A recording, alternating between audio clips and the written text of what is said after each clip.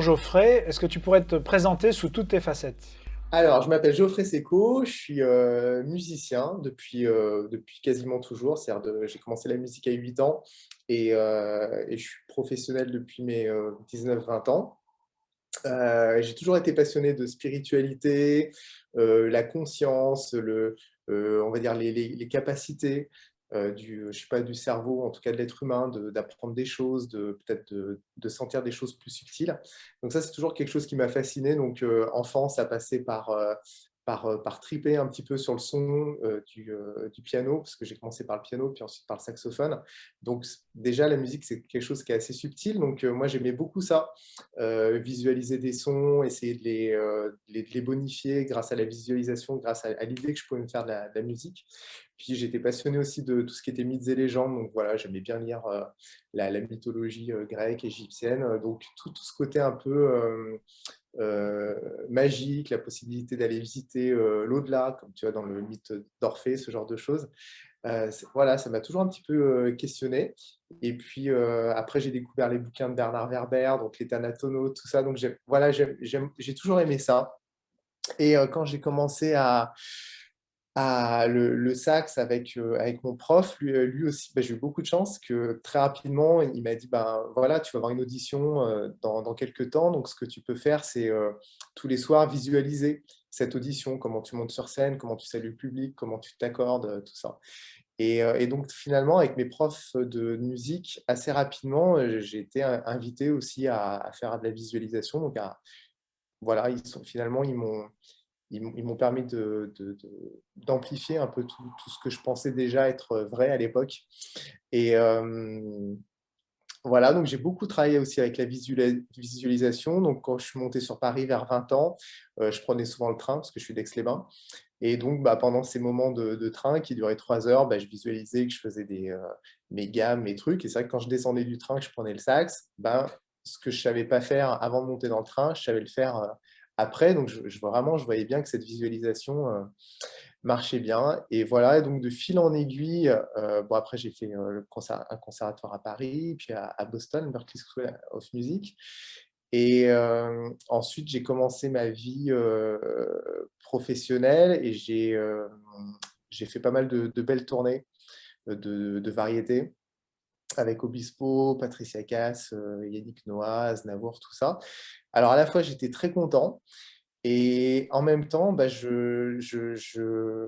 j'imaginais que la vie de musicien serait un petit peu plus justement spirituelle, artistique que ça. Parce que bien souvent, je me retrouvais derrière une partition à jouer un truc.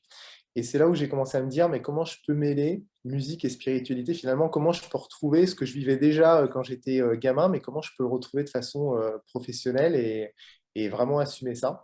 Et donc, de fil en aiguille, bon, je me suis formé un petit peu à plein de trucs, mais sans aller au bout. Donc, je me suis formé un petit peu en médecine chinoise, en énergétique et tout. Mais je trouvais pas le moyen de relier ça à la musique. En tout cas, pas à la musique de haut niveau, parce que c'est vrai que on peut utiliser des bols tibétains dans la méditation ou l'énergétique. Mais moi, j'avais vraiment besoin qu'il y ait quand même de la musique de haut niveau. Et donc finalement, c'est en faisant des concerts avec mes compos que j'avais composés en Australie, enfin toute une histoire. En jouant ces morceaux-là, je voyais que le public rentrait dans une transe légère grâce à la musique, mais aussi grâce à ce que je leur disais, que j'avais composé tel morceau en pensant à tel élément de la nature, tout ça. Et je me suis dit, bah tiens, ce serait intéressant d'amplifier ce phénomène-là, peut-être en faisant des concerts sous hypnose. Et là, je me suis dit, bah tiens, je vais voir un peu qui fait des concerts sous hypnose et comment ils font ça, enfin essayer de m'inspirer un peu. Et finalement, j'ai pas trouvé de référence de ça dans Internet. Alors j'ai commencé à taper en anglais, en espagnol, et j'ai pas trouvé de concert sous hypnose. Donc je me suis dit, bah là, bah, je vais le développer moi, ce truc-là, parce que ça me semblait vraiment évident que musique et hypnose pouvaient aller très très bien ensemble. Alors moi, j'étais pas formé à l'hypnose à cette époque, mais par contre, je faisais beaucoup d'auto-hypnose sur moi, notamment depuis 2009, parce que quand Patricia Cass m'a proposé de faire une tournée avec elle, il fallait jouer sax, flûte, piano et aussi clarinette. Alors moi, je jouais tous ces instruments sauf la clarinette. Et j'avais tellement envie de faire cette tournée qui était une grosse tournée mondiale que j'ai dit ouais, ouais, pas de problème. Mais je ne savais pas jouer de clarinette. Et donc là, j'ai acheté un bouquin d'auto-hypnose et j'ai appris la clarinette en auto-hypnose en 15 jours. J'ai passé l'audition et puis j'ai été pris. Bon, enfin, voilà. Puis pareil, après, il fallait apprendre les morceaux en 15 jours sans répéter, sans rien. Donc là, j'ai encore utilisé l'auto-hypnose. Donc, je connaissais bien l'auto-hypnose sur moi, mais pas sur les autres. Donc, je me suis dit, comment je vais faire ça et comment je vais m'inspirer? Donc, je suis parti au Pérou, rencontrer un chaman médecin qui s'appelle Jacques Mabi. Et parce que je pensais que le chamanisme pouvait être assez proche de ces concerts sous hypnose, puisque le chamanisme amazonien mêle musique, ils appellent ça des icaros, ce sont des chants archétypaux. Donc ça me parlait parce que moi-même, ce disque que j'avais fait et qui m'avait emmené sur la piste des concerts sous hypnose, parce que les gens partent en état de conscience modifié, c'était un disque qui s'appelait Element of Sun et qui était basé sur les 5 éléments du Tao, donc pareil, aussi des musiques un petit peu archétypales. En tout cas, j'imaginais ou j'avais la volonté que ce soit en l'honneur des éléments, donc, et puis que j'avais composé en inspirant des éléments. Donc pour moi, c'était assez archétypal. Et donc je me dis, bah, tiens, finalement, les Icaros, c'est pareil. C'est les chamans, ils reçoivent ces chants-là, ces mélodies-là. Ce n'est pas des chants qui composent, c'est des chants qui reçoivent et qui sont archétypaux, parce que c'est le chant du guerrier, le chant du sage, le chant. Donc je me dis, j'ai envie d'écouter ces chants et puis les écouter dans un état de conscience modifié. Donc c'est des cérémonies amazonienne où on prend de l'ayahuasca, donc qui nous met en transe. Donc ça, c'est ça le vecteur de la transe, c'est pas l'hypnose, c'est une plante psychotrope, enfin un mélange de plantes psychotropes. Et donc les chants. Donc moi, j'ai fait j'ai fait 4 cérémonies au Pérou, dans son centre. Ça a changé ma vie. C'était extraordinaire. Donc, j'ai posé plein de questions parce que le principe de ces cérémonies, c'est donc la conscience s'élargit, rentre en contact avec on va dire des guides, des entités, des esprits, l'esprit de la plante, l'esprit de l'ayahuasca. Et donc là, il y a toute une nouvelle communication qui peut se créer avec des forces auxquelles on n'a pas accès habituellement et puis qui nous dépassent, qui nous instruisent, qui nous éduquent. Donc là, j'ai pu poser plein de questions, avoir plein de réponses et puis un peu la vision de ce que pouvaient être les concerts sous hypnose. Et voilà, donc je suis rentré en France surmotivé en sachant que j'allais pouvoir faire ces concerts. Et donc j'ai produit le premier concert en invitant un hypnothérapeute, celui qui avait écrit le bouquin que j'avais lu pour apprendre la clarinette, donc Jean Dorido. Donc j'ai contacté ce mec-là et je lui ai dit, écoute, voilà, je veux faire des concerts sous hypnose. J'aimerais arrêter de fumer, comme ça me permet de voir si vraiment ça marche bien. Et deux, si c'est chaud, on fait les concerts sous hypnose. Donc voilà, donc j'ai arrêté de fumer avec lui. Et j'ai fait le premier concert sous hypnose autour donc, des 5 éléments. Et quand? Ça, c'était en octobre 2015. Ouais, c'est vrai que je ne donne pas trop de dates. Donc, j'étais parti en Australie en 2014 ou 2013 pour composer cet album. Après, l'album est sorti, j'ai fait les concerts. 2014, j'ai commencé à avoir un petit peu cette idée enfin 2014-2015, avoir cette idée de concert sous hypnose. Je suis parti dans l'été 2015 au Pérou. Et en octobre 2015, donc j'ai fait ce premier concert avec Jean en lui disant, voilà, moi, c'est un concert sur les 5 éléments. Et l'idée, c'est d'emmener le public visiter ces 5 éléments. Donc, voilà, quand tu vas dans tel organe, dans les poumons, tu visites l'élément métal. Enfin, voilà, donc je l'avais briefé un peu sur ce truc de médecine chinoise, d'énergétique chinoise, et donc que chacun peut visiter. Bon, ce concert, ça a été vraiment un succès. Déjà, la salle était blindée. Alors, c'est une petite salle, hein, c'est une salle de 120 places, mais ça a cartonné. Les gens ont adoré. Moi, j'ai adoré la sensation de jouer vraiment pour des gens qui sont dans un état de réceptivité. Et je me suis dit que je voulais faire ça. Moi, à l'époque, j'étais en tournée avec Aznavour. Je jouais aussi dans l'émission de télé Danse avec les stars. Donc, j'ai arrêté tout ça. Et je me suis focalisé sur la production des concerts sous hypnose. Et donc là, j'ai pu aussi trouver un producteur assez rapidement. Et là, on a commencé donc à produire des concerts sous hypnose une ou deux fois par mois, dans des salles un petit peu plus grandes, de 300 places. Moi aussi, j'ai invité d'autres hypnothérapeutes parce que je voulais tester plusieurs styles d'hypnose. Et puis, c'était assez mystérieux quand même pour moi, l'hypnose. Et de fil en aiguille, je me suis dit que j'avais envie de faire l'hypnose moi-même, en fait. Parce qu'il y avait une dimension artistique qui me manquait chez les hypnothérapeutes. Leur façon de parler, je trouve, ne collait pas suffisamment à la musique, tout ça. Euh, donc, je me suis formé pendant 2 ans.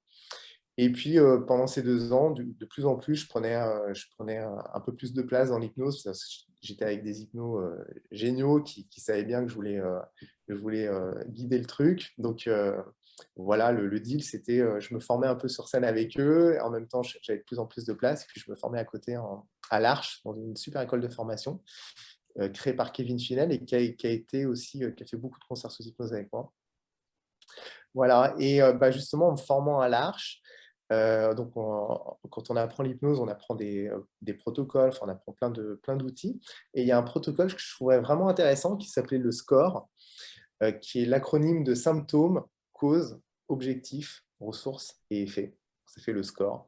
Et ce SCORE est lui-même inspiré du héros au mille et un visages de Joseph Campbell, qui donc, ce mythologue américain, pense que tous les mythes de notre humanité sont construits un peu avec la même architecture, Le et monomythe. le monomythe.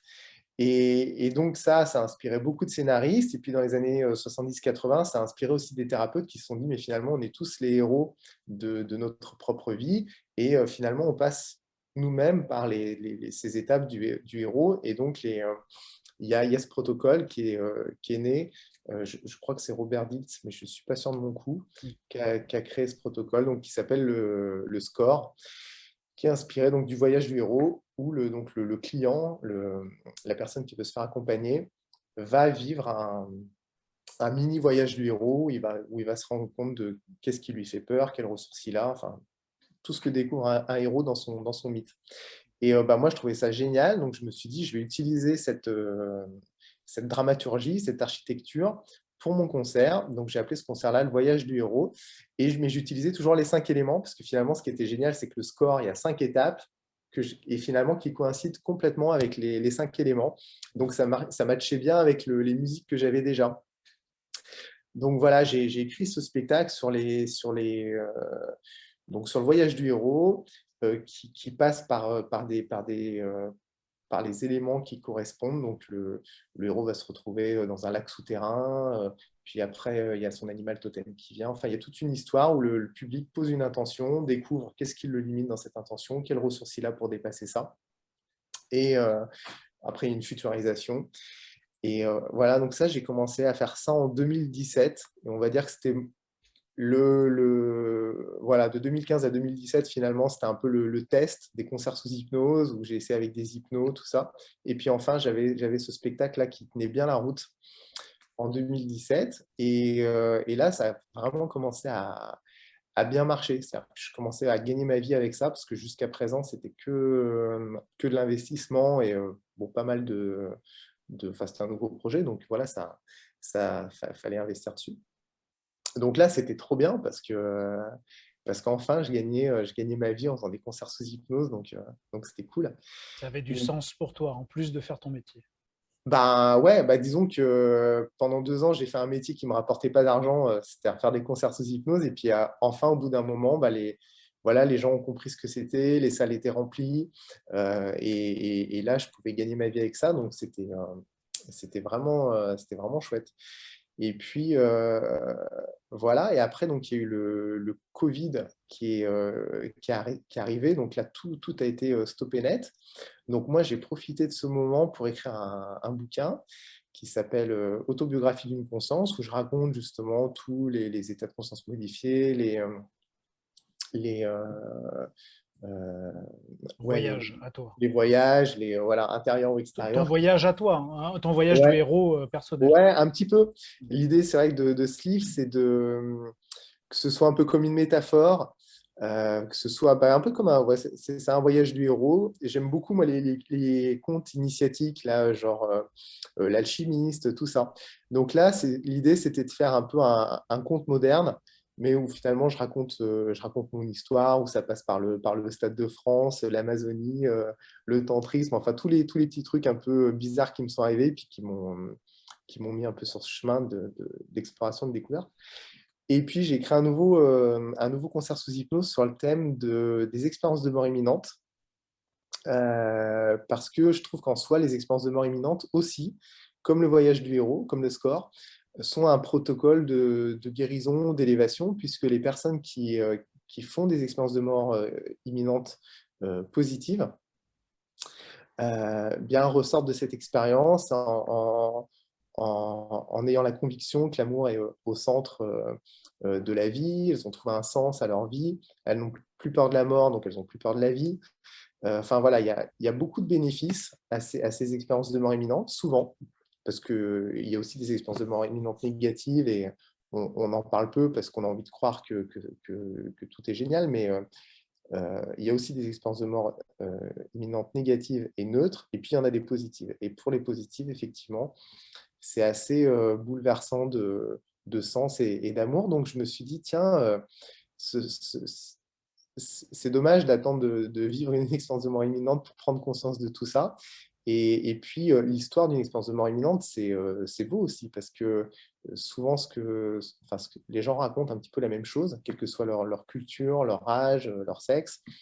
C'est donc sortir de corps, rentrer dans un tunnel lumineux, être recueilli par une personne disparu, ou un guide, ou un ange, enfin, quelle que soit la culture, il y a un être de lumière qui peut venir. Il y a des messages importants qui sont donnés. Parfois, il y a des rémissions, si la personne était malade, dans le coma, ce genre de truc.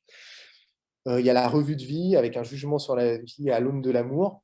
Donc, c'est presque aussi un peu un voyage du héros, quoi, cette expérience de mort imminente. Donc là, moi, ça m'inspirait beaucoup. Et voilà, donc j'ai repris les étapes d'une expérience de mort imminente qui sont référencées par Bruce Grayson, qui est un psychiatre américain. Je crois qu'il y a 16 étapes. Euh, et puis, voilà, donc j'avais un peu mon scénario et j'ai composé la musique. Alors cette fois, j'ai composé la musique pour le spectacle, parce que le premier spectacle, j'avais la musique en premier, et c'est ça qui m'a emmené vers les concerts sous hypnose. Et là, donc, j'ai vraiment composé la musique comme on compose une musique de film pour, euh, pour ce spectacle. Et c'était vraiment intéressant pour moi parce que musicalement, ça m'a emmené vraiment ailleurs parce que à la base, je suis saxophoniste, donc plutôt orienté un peu jazz ou enfin toutes les musiques où il y a du sax, quoi. Et là, clairement, les musiques que j'entendais, c'était pas des musiques où il y avait du sax. C'était s'il y avait des instruments avant, c'était plutôt des instruments un petit peu ethniques.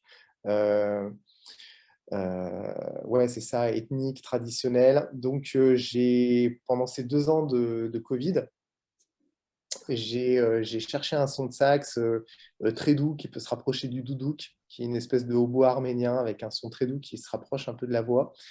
Donc, j'ai complètement changé mon son de sax. Moi, j'avais un son de sax très timbré en mode, bah voilà, jouer avec Obispo, le son années 80 et tout.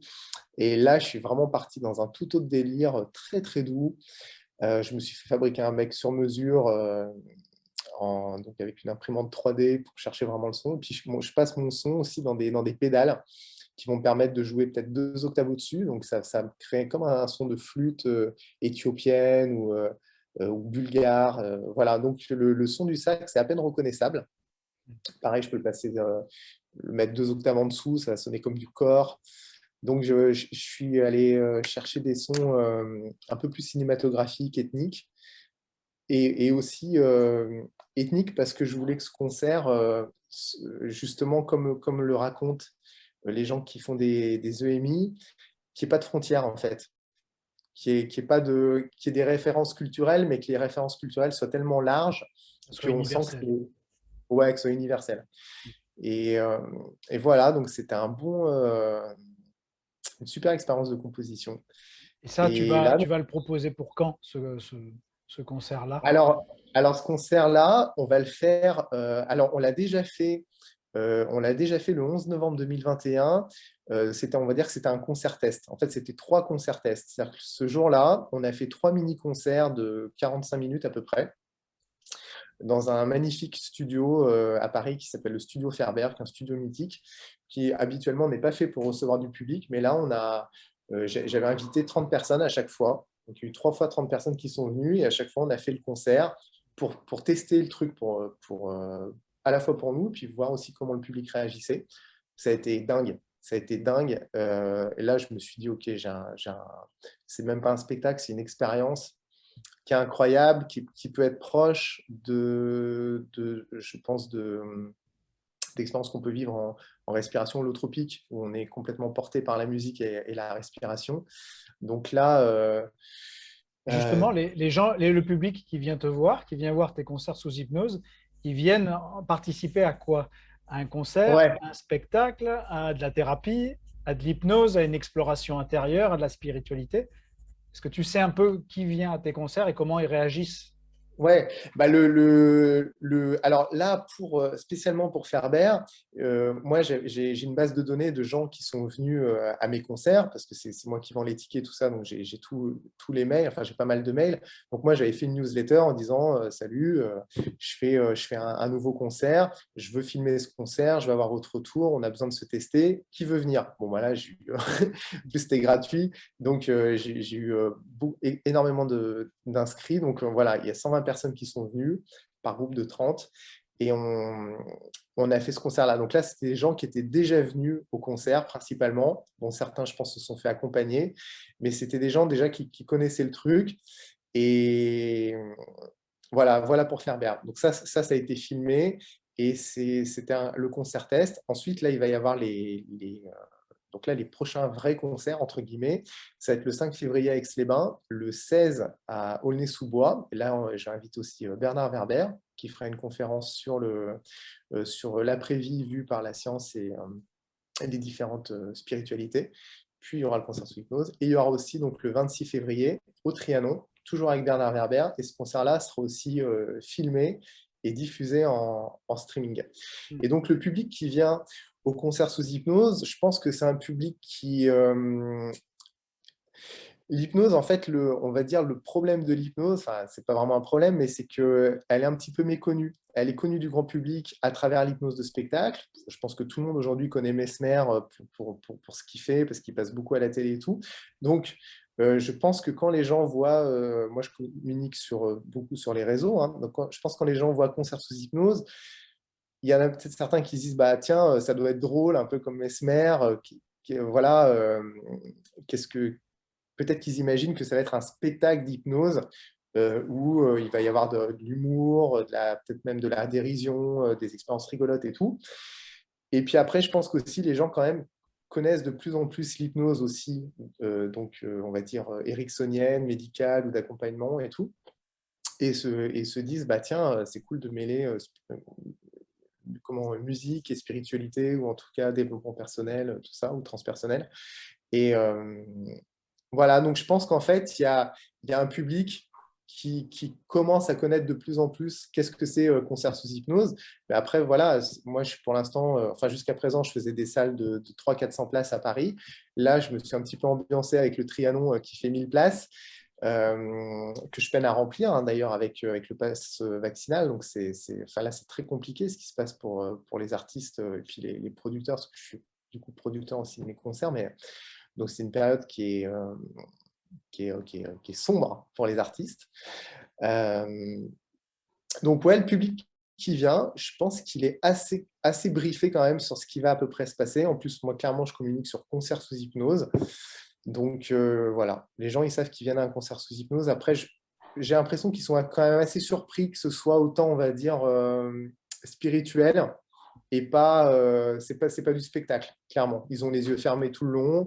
Je pense qu'ils ne s'attendent pas à faire une telle introspection. Bon. Et j'aimerais bien que tu me dises un peu ton expérience sur les concerts que tu as déjà faits et l'expérience vécue par les spectateurs. Quel Ok. retour tu as? Alors, bah, bon, moi, j'ai des bons retours parce que les gens qui viennent me voir après les concerts ou qui m'écrivent sur les réseaux, c'est des gens qui ont aimé et qui me disent bah, merci, c'est génial. Alors, il y en a même pour qui me disent que ça a changé leur vie parce qu'ils ont pu faire un deuil, ils se sont remis à peindre, ils ont reparlé à leur famille. Enfin, donc, il y en a pour qui vraiment ça a été une très, très belle expérience. Donc, moi, j'ai beaucoup ces retours-là parce que je pense que les gens qui n'ont pas apprécié ne m'écrivent pas et du coup, je suis moins au courant. Bon, après, j'ai quand même des messages pas sympas de temps en temps, mais j'ai l'impression que globalement, les gens aiment beaucoup. Il y a beaucoup de gens qui viennent plusieurs fois même, hein, parce que dans le voyage du héros, enfin, dès le début, je leur dis pas poser une intention. Donc, du coup, c'est vrai qu'on peut avoir les intentions qui évoluent. Donc, ouais, j'ai des beaux retours. Ouais. J'ai des beaux retours. Après, je peux pas dire c'est 50% des gens qui aiment ou 80% des gens qui aiment. Alors, par contre, là, au concert sous hypnose au-delà, justement, j'en ai profité comme j'avais les mails de ces personnes-là, je leur envoyais un questionnaire. Alors, j'ai plus les questions exactement en tête, mais il y avait peut-être une quinzaine de questions. Et je leur demandais, bah, est-ce que vous avez eu la sensation de rentrer en contact avec quelqu'un? Donc là, c'était 1, 2, 3, 4, 5, les réponses, 5 étant oui, j'ai fait une rencontre hyper forte et tout. Je me rappelle qu'il y a eu peut-être sur 80 réponses, des gens qui n'ont pas rencontré, enfin qui mettaient un ou deux, vraiment, c'était pas terrible. Il n'y a pas eu beaucoup, il y a peut-être eu 10%. Donc, c'est quand même chouette de se dire, il y a 90% des gens, ils ont mis 3, 4, 5, c'est vraiment, ils ont fait une rencontre. Pareil pour les messages, des messages importants. Donc, bon, voilà, moi, c'est un mini concert sous hypnose. Donc, là, l'histoire, c'était vraiment bon, sortie de corps, rentrer dans la lumière, connexion un peu à l'absolu, donc un côté un peu akashique, et puis ensuite une rencontre avec un proche disparu ou un être de lumière, chacun laissait venir enfin, ce qui venait, quoi. Donc c'était assez court, c'était ça. Et je dirais que ça a marché vraiment pour aller 80-90% des gens qui ont vraiment eu des sensations. Aussi, j'ai demandé qui avait déjà fait une expérience de mort imminente. Aujourd'hui, voilà, pour voir un peu la nature du public. Donc, aujourd'hui, on pense qu'il y a 5% des personnes qui ont fait des expériences de mort imminente. Je crois que c'est 20% des personnes réanimées. C'est un petit peu les chiffres qui sont les estimations. Là, dans le public, il y avait 10% des gens qui avaient fait des expériences de mort imminente. Donc, 2 fois plus que la population, on va dire, normale. Donc, je pense qu'il y a des gens aussi qui se sont dit, moi, j'ai fait une EMI et j'ai envie peut-être de voir qu'est-ce que ça pourrait faire d'être accompagné pour la revivre de façon symbolique, ou j'ai envie de voir ce concert, est-ce que vraiment il est fidèle à ce qu'on pourrait vivre et tout. Et les personnes qui ont vécu donc moi, j'ai regardé particulièrement leurs témoignages, justement, ça m'intéressait, enfin, leur réponse aux questions. Et bah, ça leur a permis de retoucher, de revivre, parce que comme ils l'ont déjà vécu, ils ont déjà ça en eux, et avec l'hypnose et la musique, ça leur a permis voilà, de retrouver un peu ces sensations-là. De Donc ça, revisiter un lieu qu'ils avaient déjà exploré. ouais, ouais, ouais. Et puis, alors aussi, ce qui s'est passé, c'est que ce moment-là où justement il y a la rencontre avec le guide, c'est le titre du morceau, Rencontre avec le guide. C'est un morceau que j'ai composé moi en vraiment me connectant à ma grand-mère, parce que voilà, j'imagine que le jour où je meurs, où je fais une NDE, ou je sais pas quoi, c'est une des personnes qui serait susceptible de m'accueillir. Donc, voilà, moi, j'ai vraiment composé ce morceau comme ça. Et quand on l'a joué, bon, avec toute l'induction qu'il y a eu avant, bon, vraiment, quasiment tout le monde pleurait dans la salle, hein, pleurait d'amour, parce qu'ils étaient vraiment face à quelqu'un qu'ils aimaient, qu'ils avaient perdu. C'était très, très beau. Et moi, là, à ce moment-là, mais bon, là, c'est subjectif, hein, je vous parle vraiment de ma subjectivité, donc on n'est plus dans les stats des réponses des gens qui vont. Là, à ce moment-là, moi, j'ai senti Claire se densifier et se réchauffer. Et je pense que là, il y a eu des vraies rencontres, pas à un niveau juste hypnotique, psychologique, mais des vraies rencontres aussi à un niveau énergétique ou spirituel. Moi, c'est ce que j'ai senti. Et puis, j'ai été submergé aussi par l'amour, hein, par l'émotion qu'il y avait là, à ce moment-là. Et j'ai pleuré aussi. Et pleurer comme ça d'amour, franchement, moi, ça m'est arrivé qu'une fois, enfin, réellement. c'était justement en prenant de l'ayahuasca au Pérou. Et bon, il y a un moment où je me retrouve dans les bras de la Vierge Marie, en fait, à ce moment. Et là, c'est tellement bouleversant d'amour inconditionnel, d'accueil, d'enveloppement. Là, j'en parle, j'ai des frissons et tout, que pendant cette cérémonie, je me suis effondré d'amour, tellement c'est une dose d'amour qu'on se prend incroyable. Et je pense que c'est cette dose-là qui se prennent les gens en faisant des NDE. Et moi, c'est pour ça que j'ai écrit ce spectacle. J'ai pas fait de NDE, mais j'ai vécu cet amour-là inconditionnel. C'est tellement ouf que il faut que tout le monde vive ça. Et, Les prépares, les gens qui viennent te voir, est-ce qu'ils ont, ils ont une idée en fait de ce qu'ils doivent préparer? Par exemple, tu parlais tout à l'heure d'une intention, d'une demande, de questions ou d'une personne à rencontrer. le Est-ce qu'ils savent? discours, ouais, le discours pré-hypnotique, parce qu'en hypnose, donc il y a un discours pré-hypnotique, puis ensuite il y a l'induction, et puis ensuite il y a tout le voyage. En discours pré-hypnotique, je parle de qu'est-ce que les personnes, quand les personnes font une expérience de mort imminente, qu'est-ce qu'elles vivent, et donc notamment qu'elles vivent un amour inconditionnel, que c'est dommage d'attendre de mourir ou de faire une expérience de mort imminente pour vivre ça, et que là, en gros, c'est ce qu'ils vont pouvoir vivre. Donc là, voilà, c'est annoncé qu'ils vont pouvoir vivre ça. Je dis, vous allez pouvoir rencontrer un être de lumière. Pour certains, ça peut être un proche disparu. Pour d'autres, ça peut être un guide, un ange, quelle que soit votre culture. Vous y mettez ce que vous voulez. Euh, donc voilà, c'est peut-être quelqu'un que vous connaissez très bien, quelqu'un que vous ne connaissez pas, mais qui a toujours été là pour vous sans savoir, comme une bonne étoile. Donc voilà, je laisse le truc vraiment super libre. Vous allez rencontrer quelqu'un qui vraiment, vous allez sentir l'amour. Ça, c'est dit dès le départ. Et puis après, bon, il y a tout le voyage, et c'est à la fin où ils font cette rencontre-là. Donc chacun rencontre qui vient, quoi. Mais là, c'est vrai que sur scène, enfin dans le public, tout le monde pleurait ou était rouge d'émotion. Il s'est passé un truc très fort. Et moi, là, il y a toute la chaleur, la densité.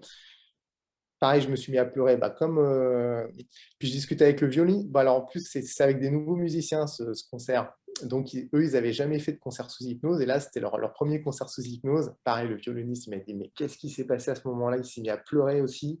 C'est des musiciens pros, hein. Ça fait 20 ans qu'ils jouent partout dans le monde entier. Ils n'ont jamais pleuré sur scène. Donc, Là, on parle plus de mécanique, hein. On est bien d'accord. On parle de show, on parle de reliance, on parle bah ouais.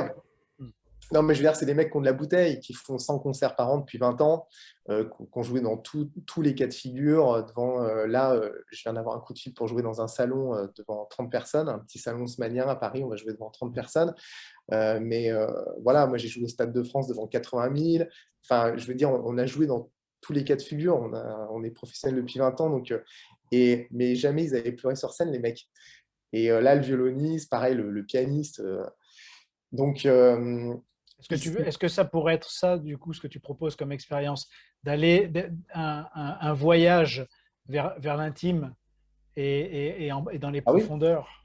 Ah ouais, bah moi c'est mon but, hein. On va dire l'accroche, c'est ouais, concert sous hypnose, c'est un truc nouveau, en plus sur les expériences de mort imminente. Ah ouais, quand même, il y a un petit côté scientifique, voilà. Mais moi, clairement, le but du jeu, c'est que les gens, waouh, ils se connectent à leur cœur, qui ressentent un amour de dingue. Et du coup, je sais que tout ça, ça va les surbooster pour leur vie, ce qu'ils ont à entreprendre, à dépasser, à transformer. Euh, Et quand tu on parlais touche. de scientifique, d'aspect scientifique. C'est quoi là? Est-ce que tu as été approché par des chercheurs, par des gens qui voudraient faire, par exemple, une étude, des questionnaires sur ton public, sur ce qui se passe durant le concert? Est-ce que tu as une idée en fait ou une approche autour de ça? Alors, bah, il y a donc Médecine et Conscience qui a une approche scientifique. Enfin, en tout cas, je crois. Après, moi, je suis pas assez scientifique pour savoir s'ils ont une approche scientifique. Mais bon, dans le titre de leur fondation, Médecine et Conscience, on sent qu'ils ont une approche scientifique. Et donc, eux, ils veulent faire un colloque, je crois, en 2022 ou 2023 sur les expériences de mort imminente ou sur la conscience. Et donc, ils seraient intéressés pour inviter ce concert sous hypnose dans leur soirée ou leur journée de conférences, expériences. Donc, il y a ça. Et puis après, c'est vrai que le thème des expériences de mort imminente, les expériences de mort imminente, c'est un sujet qui est étudié par la science, par la psychologie, la psychiatrie. Donc, c'est quand même rassurant le fait que ce soit étudié. Bruce Greyson, voilà, c'est un psychiatre américain qui a défini les 16 étapes. Il y a les neurosciences qui étudient ça. Donc, c'est un sujet qui sort un petit peu juste de la spiritualité ou de la magie ou de je ne sais pas quoi. Ok, les expériences de mort imminente, ça existe, c'est étudié, on ne sait pas exactement encore vraiment ce que c'est. Il y a des hypothèses autour de ça qui sont quand même puissantes, qui peuvent peut-être même révolutionner notre science, parce que certains commencent à dire que la conscience ne serait pas produite par le cerveau, mais qu'elle serait reçue par le cerveau, ce qui expliquerait que le cerveau, même quand il ne fonctionne plus, la personne est consciente et donc peut sentir qu'elle est en dehors de son corps, voir les médecins autour d'elle qui la réaniment et tout, alors que le cerveau ne fonctionne plus. Donc normalement, il ne devrait pas y avoir de mémoire, il ne devrait pas y avoir de sensations. Donc là, ça soulève des thèses qui ne sont encore pas vérifiées, mais ça soulève des thèses qui sont nouvelles. Et moi, je trouve qu'il ouvre un champ de recherche passionnant. Encore faut-il que les scientifiques aient envie de sortir de leur zone de confort et de se dire, OK, réellement, on étudie cette thèse, parce que pour l'instant, elle est un petit peu marginale, quoi. Pour l'instant, on pense que c'est le cerveau qui crée la conscience. On va dire que c'est un peu enfin, je crois que c'est plutôt la thèse de base, mais comme cette thèse, elle ne fonctionne pas avec tous les phénomènes, je pense qu'elle est de plus en plus démolie, d'autant plus qu'il y a des expériences de mort imminente qu'on appelle partagées. C'est-à-dire qu'il y a les personnes qui sont autour de la personne qui vit son expérience de mort imminente ou qui est en train de mourir, qui meurt. Les personnes qui sont autour, donc des proches, tout ça, vont être aspirées aussi dans cette expérience-là. Et eux, ils ont bien le cerveau qui fonctionne. Donc, ça, ce serait un peu l'argument pour dire que c'est pas parce qu'il y a un cerveau qui est en train de se désintégrer que ça créerait une chimie qui fait que, du coup, il y a une espèce de shoot ultime qui fait qu'il y a une expérience de mort imminente. Non, l'expérience de mort imminente se fait même quand le cerveau fonctionne. Donc, ce ne serait pas dû à la chimie du cerveau qui, en mourant, crée un feu d'artifice. Voilà. Ok. Bon, il n'y a pas trop de réponses là-dessus pour l'instant, mais En tout cas, toi, tu n'offres pas de réponse, ce que j'entends, mais non, tu offres une vraie expérience ouais, c'est ça qui d'intime, d'amour, de m'intéresse aussi. Ouais. résonance. Ouais. C'est aussi, bah ouais, je trouve qu'il y a beaucoup de choses à lire, il y a beaucoup de choses à comprendre et tout. Moi, ce qui m'intéresse là, c'est plus de comprendre, c'est vraiment d'expérimenter. Et puis d'expérimenter, on va dire, ses propres croyances, et puis même peut-être de se laisser surprendre. C'est-à-dire que ces croyances aussi, par ce qui vient au niveau du subconscient, tout ça, bah, de dire, ah tiens, je pensais que j'allais rencontrer ma grand-mère, maintenant je rencontre quelqu'un d'autre, ce genre de truc. Voilà, l'idée, c'est d'expérimenter. Moi, c'est ce qui me plaît, c'est d'être vraiment dans le concret et de vivre des trucs, quoi. Même pour ceux qui n'attendent rien. Même pour ceux qui n'attendent rien, ouais, carrément. Si on veut te suivre et aller à tes concerts, est-ce que tu as un site web, une page Facebook? Ouais, bah c'est sous mon nom, Geoffrey Seco. Si vous tapez concert sous hypnose sur Internet, vous allez aussi tomber sur moi si vous oubliez mon nom. Et puis voilà quoi. Je suis sur Facebook, Instagram, j'ai mon site. Ouais. Et les concerts reprennent à partir de février, hein? Les concerts à partir de février, ouais. Ok, super. Ben, écoute, je te remercie beaucoup et je te Bah, c'est souhaite moi, bonne Jean-Charles. chance pour le Ouais, retour des concerts et le public. ouais, merci beaucoup. À bientôt. À bientôt, ciao.